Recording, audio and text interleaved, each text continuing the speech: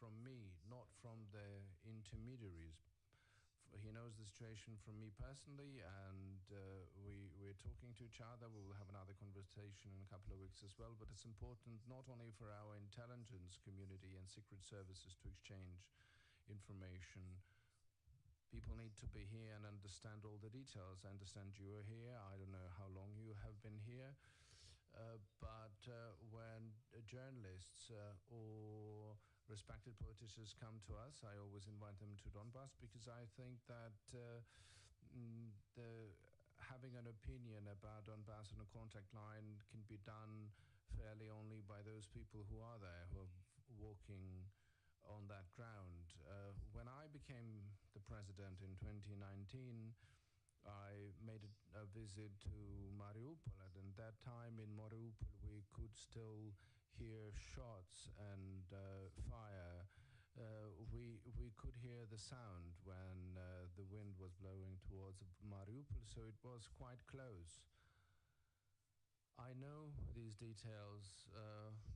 Now I'm aware of this, so I want the people, respected people like yourselves, to be there and to be able to go there. Of course, we do not see a bigger escalation that it has been before. Yes, the number of troops has gone up, but I was talking about this in early 2021, when there were drills of Russian Federation. There was a big build-up. We were supported at that time by the US, but the European friends, they called upon Russia to pull back. I don't think the situation is more intense than it was at that time. At the peak time in early 2021, it was very intense, but such informational attitude towards Ukraine, and it's a question not only to you but to the world. There was no such coverage at that time of Ukraine, and we've talked to the president. We've talked about this. We think that there has to be a balanced approach. I'm not saying that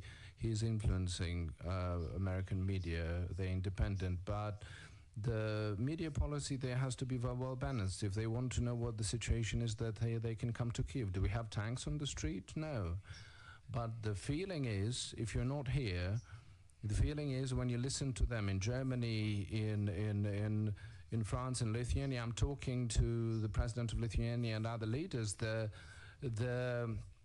image that mass media creates is that we have troops on the roads, we have mobilization, people are leaving for places. That's not the case. We don't need this panic.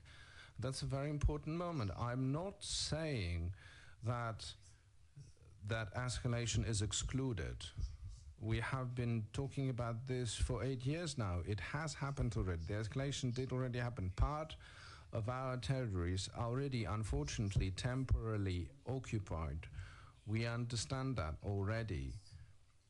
And economically, and I mentioned this to President Biden, I think the US supports that. I said that I started talking to the leaders of the countries and to explain to them that we need to stabilize the economy of our country because of those signals which say that tomorrow there will be war, because these signals were sent by even respected leaders of the respected countries. And sometimes they are not even using diplomatic language. They're saying tomorrow is the war. This means panic on the market, panic in the financial sector. Maybe I'm taking too long to answer the question. Is it okay? It's okay. So how much does it cost to our country? You have to, I want you to understand these things. We need unity of our people. People have to be certain and sure in their army, in their president. The people should trust their government and their special services. We are grateful for any support. But this varied information from varied sources cannot mislead our country, because this raises economic panic. I just give you the example of how much it costs. We have the record-breaking GDP in 2021, record-breaking number. We have the growth. In a short period of time, we had about almost 6.5 of new investments in 2021. But after, I think, after the beginning of this informational coverage, after this change in the information coverage, 12.5 billion has taken worth of investments were taken out of Ukraine, and from our golden reserves, which is the highest in the last 10 years, our country, and you understand, we can't handle this alone. From the public reserves, from the state reserves, we have to take money in to stabilize our national currency.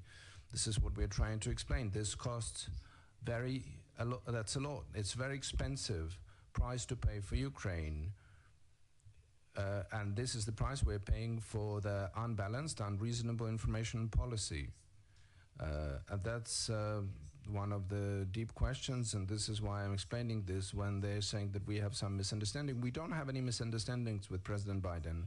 I just deeply understand what is going on in my country, just as he understands perfectly well what's going on in the United States. That's it.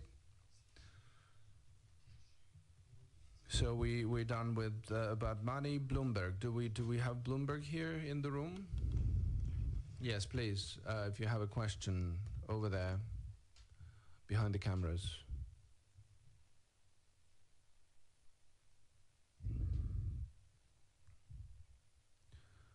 Thank you. You mentioned money. What is your assessment of the needs of Ukraine in terms of funds? And if we're talking about borrowing, borrowing from which countries and which institutions and when? Thank you very much for this question. This is not just lending. It's a question of financial guarantees. The question is in sending proper, good signals. This can be investments or financial guarantees, which can be provided by a country. It's not even the matter of numbers, just for us to understand how this works. We've talked to the leaders of certain states, of the United States, of Canada. Canada proposed 120 million, and this is the message. This is the signal. I think France will respond. The United States will respond. We asked them for 10 times more than that, and that was our request. I don't know whether we will get the support or not and what amount that will be. But generally, we had a conversation also with the EU. We will be getting the microfinancial assistance. We agreed about 1.2 billion and other funds as well. What we mean is sending the signal by different countries, the EU, the United States, Canada, by any friends and partners of Ukraine. And I think that for the stabilization of our economy, we will spend, when I think about 4 or 5 billion, I'm not expecting anything less than that. So that's the amount of money we need right now. But the question is not in the size of this, but the question is that this is the signal of trust to Ukraine, to the stability of the economy of Ukraine. For example, IMF, their program is higher than $2 billion. This is the signal that we're expecting. And we're expecting for these tranches to come faster. CNN, please, the floor is yours.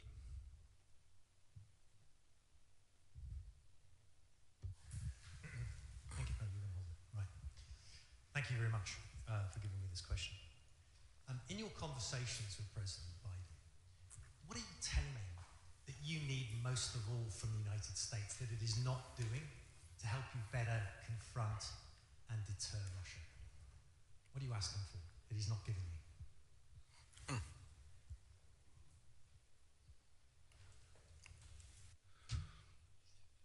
Thank you for this question. I have a good memory of the face. I think we met in Donbass, didn't we? And I think you saw it for yourself. You have seen our courageous people. I think you saw that we all want peace, but we stand ready to protect our country, because I'm not just the president. I'm the husband, I'm the son, I'm the father. We have things that we want to protect, and that's why I'm discussing these questions in detail with President Biden. I want everyone to be on the same page as where I am. So they don't need to love Ukraine as much as I do. You have your own country, but at least I want you to get to grips with what we are facing and the risks and the details. This is why the questions that we have been discussing with the president, by far not the first time, we discussed what are the questions after the event. And this is the question not only to President Biden, where I don't have any separate questions for him personally. This is Europe and many other countries who are talking about this. So there are countries who still mention there are some preventive measures that can be introduced to make sure that Russia doesn't escalate. What we mean is that there should be security guarantees. When we are talking about NATO, we should go deeper into detail. I know that some members of NATO don't like us going into this detail, but we want to have something specific. We need to have something that we can count on. First of all, security guarantees, if we were talking about NATO, and the second is the level of our army. No matter when we get into NATO or whether we will be there at all, nothing in this case depends on us. Not everything depends on us. We have to develop our own army. We have to protect ourselves. But we understand right now perfectly well that if we're not part of NATO, then we are on our own in terms of protecting ourselves. And when you're on your own, protecting yourself, when you are single-handedly facing a very difficult country in front of you, then you ask a question, why is these sanctions applied after the fact? Is it, does this pertain to Ukraine? No, I don't think what will happen after this. Will there be a full-fledged war? Then why do we need sanctions after it starts, after the beginning of the war? So it means that these sanctions are not designed for our country, to help our country. Because this is to stop the full-fledged aggression towards the European Union, but this cannot be done at the expense of our country. That's not the way to do it. We had 15,000 deaths in the war, and many countries of the world discussed the sanctions which will be applied only after the fact. And I'm being very honest, and that's what I mean. So give us the reasons. Okay, we're not in the NATO, then okay, tell us you're not in the NATO. Tell it openly. We will never get there. And and I'm addressing this to many members of the alliance. Some of them do say that. Some of them are afraid to say that. Some come here, we shake hands very warmly, and they say us, if it hadn't been for that and that country, we would have surely supported you. Others say, when everyone supports you, we will support you too. Why do we need to talk about the future? We have risks here in the present.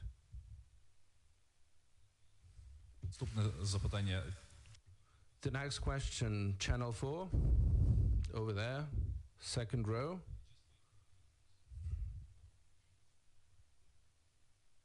President, you have thanked the British government for providing some anti-tank weapons, but what about the fact that London is a centre for the laundering of Russian money? Are you concerned that that will undermine any sanctions, and what do you want the British government to do about that?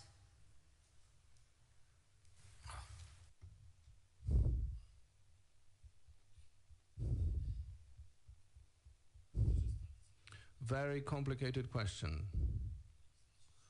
I think those people who launder their money in London, they launder them not only in that capital city, but in all capitals where there is posh real estate or the business they like, or historically money was taken out of Russia. And I think it's not only Russia.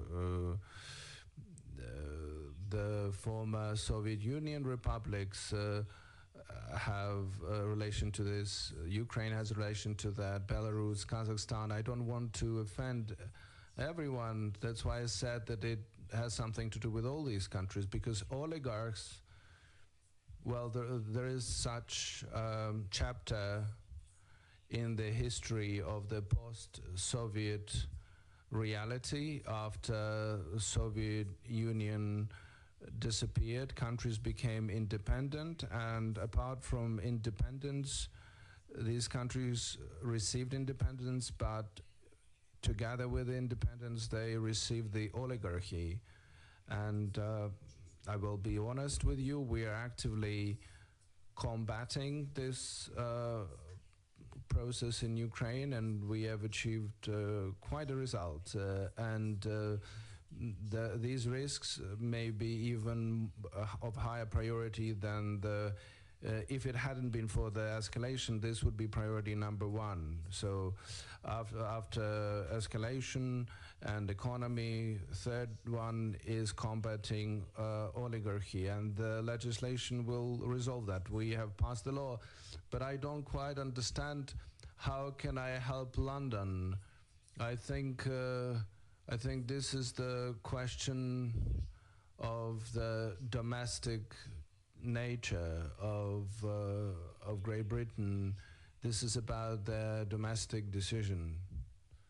I mean, I can only say when we get rid of our own oligarchs, we can share our experience with other countries. CBS News, first row, please. President Zelensky, Holly Williams from CBS News, thank you very much. I just want to go back to your first answer, and just thinking specifically about the Russian threat. What is it that you know that President Biden doesn't know?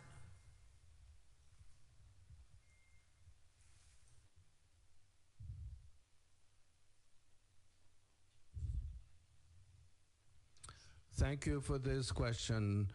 Something that we know that President Biden doesn't know. As a president of an independent state, may have its own, I may have my own secrets, just like the President of the United States. I think we have very open relations, and our secret services are sharing lots of information with each other. But you have to feel the pulse on the day-to-day basis. You see troops coming in and coming back and withdrawing and pulled back, because there's different types of information that is intercepted. We understand how these special troops are working under disguise. They're working in the Donbass and many oblasts of our country. I don't want to sow panic, but we are handling this with our forces. I would like to give you the example. If you look only at the satellite, you will see the increase of troops, and you can't assess whether this is just a threat or just attack or simple rotation. So our professional people, they look deeper into it. We see how they change clothes, how they put the tent, that several brigades came on the border, but we can see that there is no one there.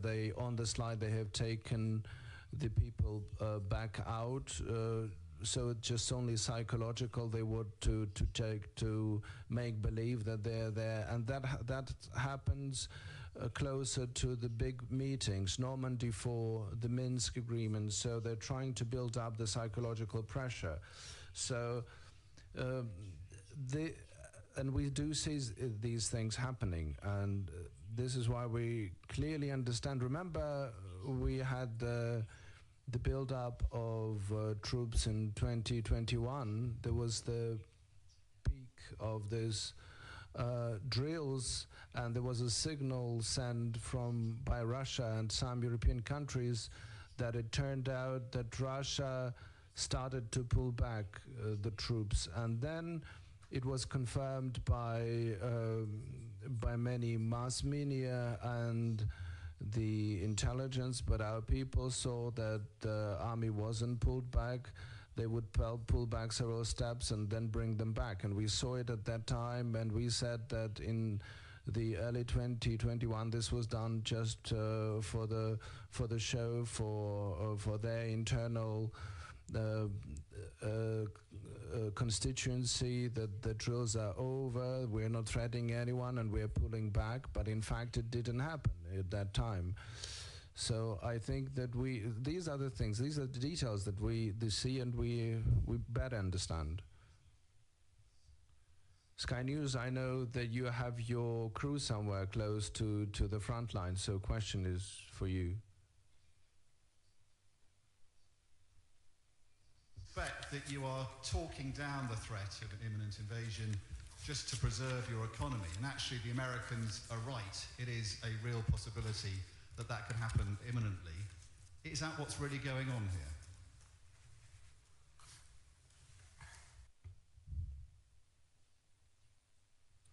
Thank you for this question. It is very strange that I'm being suspected of something. I think in my life I haven't done anything to be suspected of things. I think you mistake me for another president of Ukraine. I think, first of all, I'm the human being. That first of all should be the human being, and the second comes the economy. And for me, the question of the possible escalation is not less acute as for the United States and other partners. I'm not managing the country just like as in your film, Don't Look Up.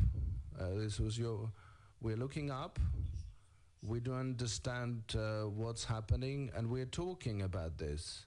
We're talking about this with our people. But we have been in these situations for 8 years, so we shouldn't be only looking up, we're also looking on the ground.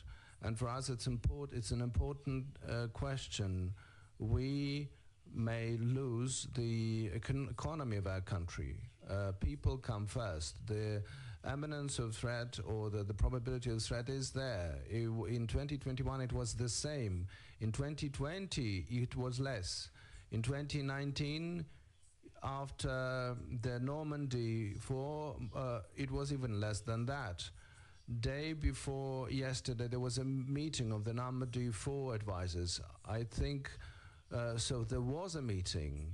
So indeed, so if it's not just a political theater, and this is very serious, it means that these are steps towards the dialogue, towards peaceful resolution of this process. This is why I think this points to the fact that we have to be very careful in how we speak out every day, every minute, when we are trying to say that the war will happen tomorrow. We can't say that the war will happen tomorrow. Please believe me that the war will be by the end of February, or as they said in November, that the war will happen by the end of the new year, and then they said Happy New Year, but we have new information. The war can happen in January, in February. Yes, it may happen. Again, unfortunately, and let's just put 3 dots here, but not just one full stop, and say, yes, for sure it will happen. Because we understand what's happening to people then.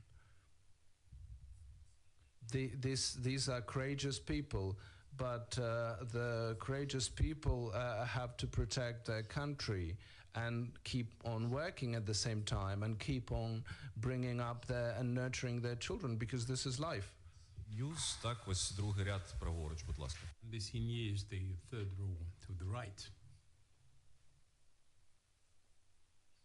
Bradley from NBC News. I'm just wondering, we see so much of what the Russians are doing in terms of increasing their troop presence on the borders.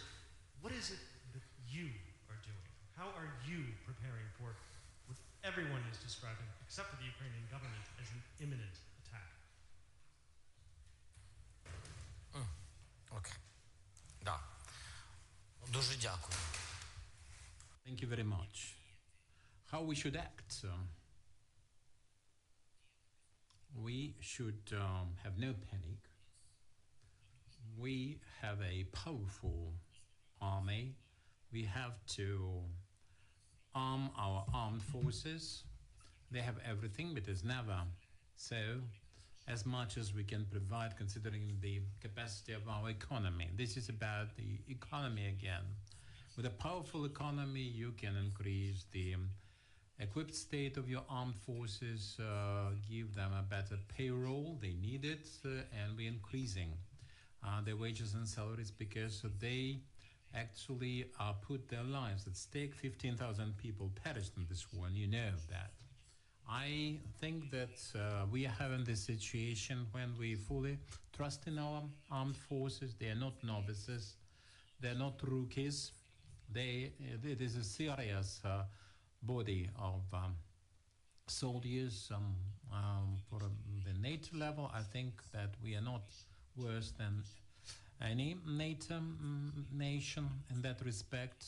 We have the same level, we are on a level because we have the lessons learned, the combat experience, the experience of losing their friends. They protected their state, defended, they shoot back, they fight back. I have to say this here because they have proved that they were good in Afghanistan, military reconnaissance force, 1,000 people evacuated in a very experienced fashion. So we have to do everything to make our army stronger. God forbid we have this big war, the morale of our people will also be a defense asset. And people have to work for our state, for its economy, and for our armed forces, which are prepared to defend the state. There's a question from BBC, the second row, please. Mr. President, I wanted to understand directly from you then. I understand, of course, this is a conflict that has gone on for many years. I understand that the threat from Russia ebbs and wanes, it comes and it goes. But could you tell me directly your assessment now of the threat from Russia to Ukraine? And a further question, if I may. Given that Russia is making its view extremely clear about Ukraine's possible membership of NATO, I wondered from your perspective, is the theoretical membership of NATO at some point in the future a goal, an ambition that's worth fighting for? Дякую вам. Thank you very much. Well, a proxy war, and this is the proxy threat, or threats in plural, threats to Ukraine and other countries, also in plural. We are not the only neighbor to the Russian Federation. We are not the only neighbor to the temporarily occupied territories. So with a full-scale war, there won't be just a war with Ukraine or against Ukraine or just in the territory of our state. This is going to be a proxy war, infops, cyber ops. We are trying to protect our sites, but we can understand where it is launched from, the Russian Federation, other destinations, so to speak. Now, if we discuss war with the result of firing, this is one kind of war. This is the 20th century war. We are having a different type of war right now, and we are in this situation. We've learned to protect ourselves, and we are very grateful for the assistance. But we have learned to live with this and develop with this. And that's what I was talking about. But the threat is imminent. The threat is constant. The proxy threat I was discussing, it can be any kind of strike, and there can be any kind of grenade being exploded, and the secret services work to this effect. There are many things, subversive things, many sides. I don't remember exactly, but recently we had this, something of the kind, but we have learned to protect ourselves, to defend ourselves. This is our life. We have to lead, taking it globally as a global issue that we are facing, protection of human life. There we can raise the issue of NATO membership, the second part, the latter part of your question. And of course, the security guarantees. It's not being defended by somebody else's army instead of our own, but we are talking about preventive sanctions. I talked with the president about that and many interlocutors. NATO is not about war. NATO is about sanctions. We have to find some preventive measures. NATO is one of such sanctions. If it is not NATO, then point to some other security guarantees. Tell me about those safeguards. One interesting thing, we keep hearing this powerful voice from Germany. No hard feelings, mind you, but they are telling us diplomatically that, for example, if tomorrow we have this build-up on the part of the Russian Federation, we can forget about the Nord Stream 2. How should I interpret this? And here's why I have this reaction. Yesterday, when there was no such discourse on the in-depth escalation this year, the build-up, and we discussed the Nord Stream 2, they would say, if it is launched, they said, Ukraine will get some security guarantees, energy security guarantees. We discussed that with Germany, with the United States, with the EU, the sort of guarantees we could expect. And we discussed that with the European partners, and the European partners in that turn had to discuss that with the Russian interlocutors, the transit of gas for 10 to 15 years to be prolonged at least, to be renewed for this period with a contract to that effect, with the reversed supplies from our European partners. Now we can see how the discourse is changing there. Nobody is talking anymore about energy security for our state. They say if we have the build-up, there's no Nord Stream 2 then. Well, that's the proxy war for you. I understand that people have their concerns, they have their challenges, they have their troubles and interests, which we call national, but you can also have this fellow feeling for other peoples. So when we are in NATO, well, it does not depend on us when we will be there, unfortunately.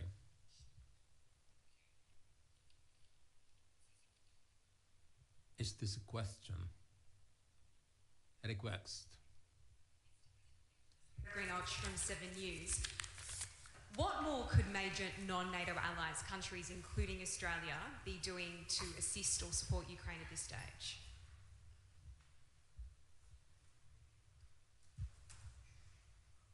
Натиски партнери.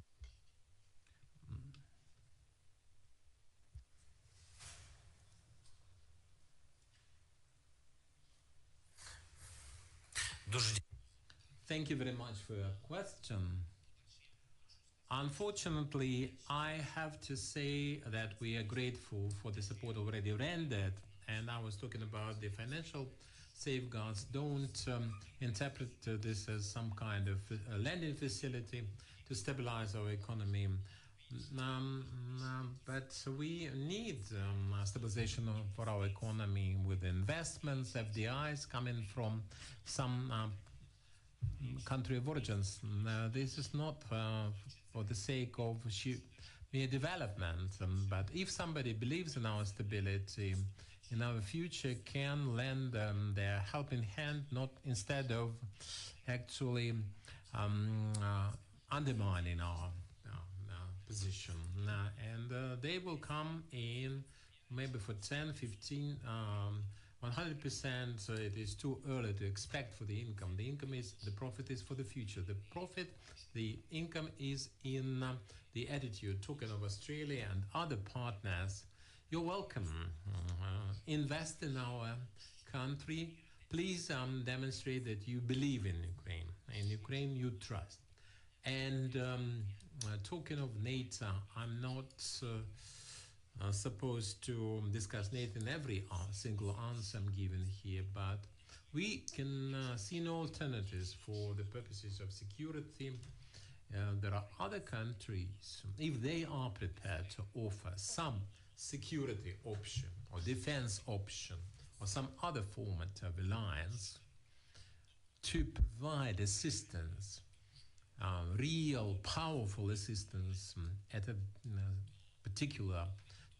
particularly difficult moment. We're prepared for this. We are working on such options. This is very important, you understand. So with the NATO, I dropped that line somehow, but NATO nations, what will they do? Just to excuse this example, but this is just an example. We are in this difficult situation presently, and that's why you're all here. And we are very grateful to you for your attendance. But if the war happens, tell me please, which army of which country will be prepared to defend us? No army, no country. It's not going to happen. And this is very scary for NATO, because if Ukraine is in NATO, and then, God forbid, something evil happens, they will have to defend their member. And this is a very serious challenge for NATO. But let me tell you this. Some European countries think along those lines, and they count on having no risk with Ukraine as a member. But if there is this big war we have all been referring to here, and the war starts, it will be also at the borders of some NATO nations, for certain. And we can expect some provocations there, because some of those countries used to be the Soviet republics in their day. And are you sure that, can you be certain that if the smaller, in terms of size, NATO members say that we are having a war at our borders, are you convinced that they will be protected, defended, or somebody is going to die for their freedom and statehood? Wall Street Journal, the first row, and to my left. You can see that they need it, right? Thank you so much for having us here. We just heard part of your speech to the foreign ambassadors, and we heard you tell them to keep calm. Obviously, that's your message here as well. I'm wondering, beyond just the talk of imminent war, if you're trying to, if you're at all concerned about some of the divisions that are starting to come to the surface within NATO members, especially as they talk about the imminence of war, and then also their differences start to become more vocal. So if you can talk about that. And if I may, just one more question. U.S. Secretary of State Tony Blinken last week talked a lot about the domestic political issues that you're facing right now and some of the struggles. We saw former President Poroshenko in the streets just a few days ago. Can you talk about how concerned you are about that issue and how it's challenging you to confront this threat? Thank you.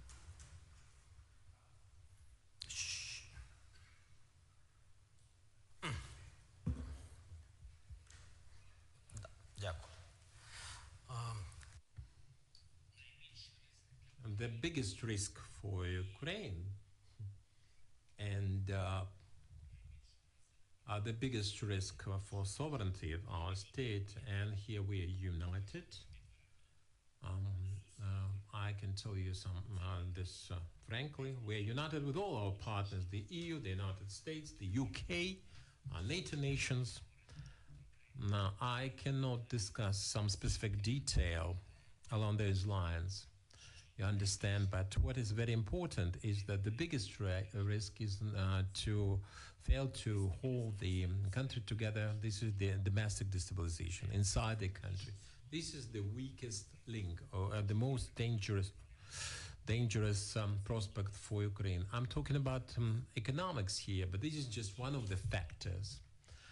The unity of leadership, trust in the president of Ukraine, trust in the incumbent president, and understanding on the part of other politicians in this country that they are former presidents or future presidents, but they're not incumbent presidents. This understanding, wise, honest, and legitimate, makes our country united and strong. And if we are united as a people, with the army, with this stable leadership in this country, the escalation risk coming from the Russian Federation will be considerably diminished. We remember developments in 2014, 2015 in our country. The lack of control of the situation inside the country in terms of legality, the law enforcement bodies, public order, that can lead to escalation. This is the highest probability situation when we have some actions from or on the part of the neighboring country. What you see here is one of the risks. It is caused by the political activities of some politicians, some representatives of the political elite of our country that are making their own policies, and they are doing their own public relations. That's all. I did not see any disturbances in our streets. We see no disturbances, and we can say that what is happening, when it's happening, for instance, there's no, somebody is on a leave, and everything is calm and peaceful in the streets of Ukraine. When somebody comes back, that somebody, people come to the presidential office or block the parliament for that matter. But it doesn't matter whether we have this COVID pandemic and they have to vote for very urgent appropriation to deter the pandemic. They don't care. I'm very happy that I have no political background. At first I was shocked. They don't care, just don't care what is happening in the country. There's a war, we can deal with it. Business, we can deal with it. But on an everyday business, they do things using their agendas and trying to present a schism in our country and a division. And I wouldn't discuss this topic at length. I would like to discuss the things that interest you, because I don't like to talk about the past. Let bygones be bygones. But I think that they are a product of our legacy, the Soviet legacy. They represent the oligarchs, tycoons. Unfortunately, they can have business. They have my generation worked hard to have a business, and that's kind of people who defend their state. They did not privatize anything that exists when the time of disintegration of the USSR came for pennies. We made our own fortunes in every penny of it, and we're defending the state, my generation. Let's talk about this Deutsche Welle, the second row, at the center. While you are approaching the mic, please put one question so that as many people can put a question as possible. Deutsche Welle, I would like to ask, you've mentioned Nord Stream 2 before, but there's another discussion about Germany, and that concerns delivery of weapons. Germany is providing helmets and field hospital, but it has categorically refused to send any deadly weapons or other military equipment, and it has also had a role in other procurements from other countries. How do you assess Germany's role in this conflict?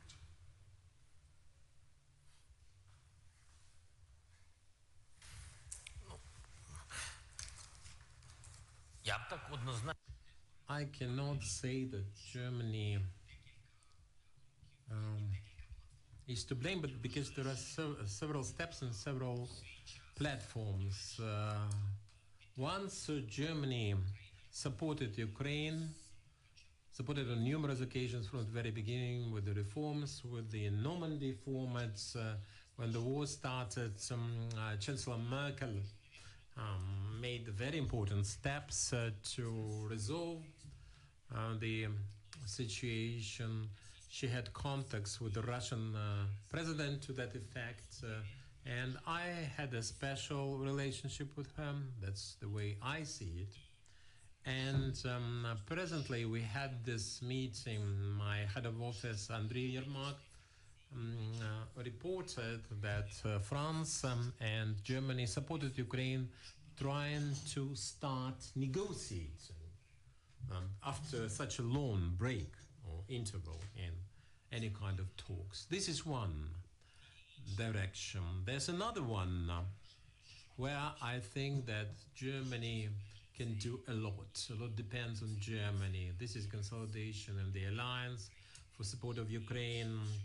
This is the vision, not just in words, but in deeds, as to the membership for Ukraine in the EU.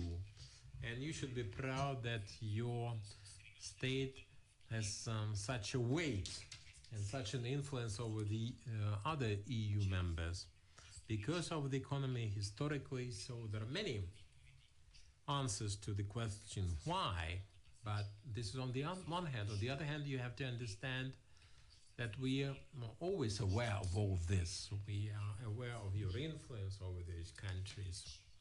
That's why we expect you to help us in that area. For the lethal weapons, this is not the last and the only example, or this is not the first and not the only example. Let me give you another one. With the energy collapse this year, and we had great difficulties, very grave difficulties, because of the blockage of the coal supplies, the troops around us, the panic, no purchasing from Russia, and our coal being mostly in the temporarily occupied territories. And what we have in the territory, we would bring it in from the United States by sea. We needed natural gas because our own wasn't sufficient for that. We know what Russia did in that situation. We are aware of the details. But at that point, we were approached by Moldova, and they needed assistance. Maya Sandu, president, said that our people are freezing. They talked to Russia. There was some kind of concession. And when the EU was supposed to provide all the support for Moldova to demonstrate that a new, young and energetic president enjoy that support with the European vision, seeing Moldova and the EU, but they started thinking about it with the red tapes and some wheels within wheels, being considered, but they are freezing now. And we gave him what we could, as much as we could share. We gave her what she asked for. We did not expect things that would happen 2 or 3 months later, and we did it. So this is about weapons. It is very important to help when there's a need for this help, a definite need. This is a serious signal issue. This is a serious challenge presented. I don't wish that Germany, or the people of Germany, I don't wish that you feel in your own experience the same thing around your borders like what we have. I would never wish this for anyone. And I once told Chancellor Merkel about the Nord Stream 2. I told her, I understand that this is business, this is a lengthy process and so forth, but just imagine that you have those troops at your borders, at your doorstep. Would you arrange a Nord Stream 2 with them in that situation? So where's this contact line like we have in the Ukrainian Donbass for business and reality? Where's the contact line? So I do not wish that you have the same situation. We'll get out of this with flying colors, I'm sure, but I would never wish this for you. But if you have me in trouble like this, we will help you. We'll be there for you, I can assure you. Fox News, closer to the line here. Mr. President, thank you very much for having us. And thank you very much for taking my question. I want to talk about 2 individuals. 2 questions. Number 1, President Biden. You've been critical of what some of the things the U.S. has been doing. You've been supportive. What is he doing wrong? What is he doing right? What do you want to see from him? And the second person, we've been in this long session and I haven't heard this name once. It's kind of central to everything. Russian President Vladimir Putin. What does he want? What does he want to get out of your country? How can you deal with him? What kind of a threat is he? So, President Biden and Russian President Putin. Your thoughts?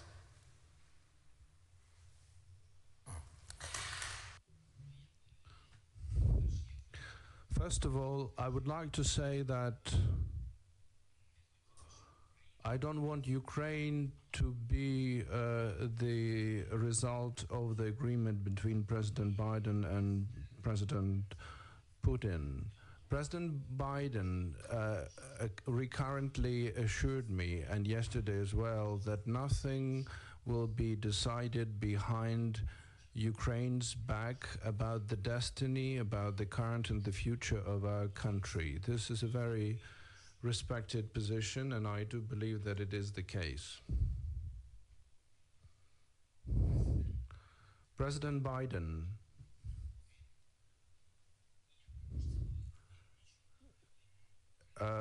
doesn't owe anything to Ukraine. I'm not being critical of President Biden. I'm being critical of anyone and myself as well. We live in the present day, we fight in the present day, we survive in the present day, we want to bring back our territories, we want to stop the war. I'm not being narrow-minded. I see these things. I see these things in the broad daylight. We've lived here for 8 years in this. We know Russia for much longer than 8 years. We know that. And there are people who support us on the other side as well. And this is why many of these doors I'm talking about are closed. But as a president of Ukraine, I need to knock on all the doors, the doors of all leaders, and propose different formats, propose different platforms for agreements. Not only the platforms where we can get the result, but at least to start the talks. Because when people are talking, there are no places for weapons there. That's a good start. So what the President Biden can do, I don't know whether he can do. I would like to believe he can do that, and that he will succeed. and that is to have a negotiation platform between the US, Russia and Ukraine. At least this would be a parallel process. I'm not saying to choose between this and the Normandy format, but again, we have to knock on all the doors, talk to each other, look for common things, start the dialogue, and stop for a minute and talk about the humanitarian things, talk about NATO, about risks. Some want to go to NATO, some don't want to be in NATO, but what do you propose as instead? How do you ensure energy security for Ukraine? These are related things, related questions, and I would like very much for President Biden, and I would like that, and he knows that. Each time we talk, I'm proposing different steps that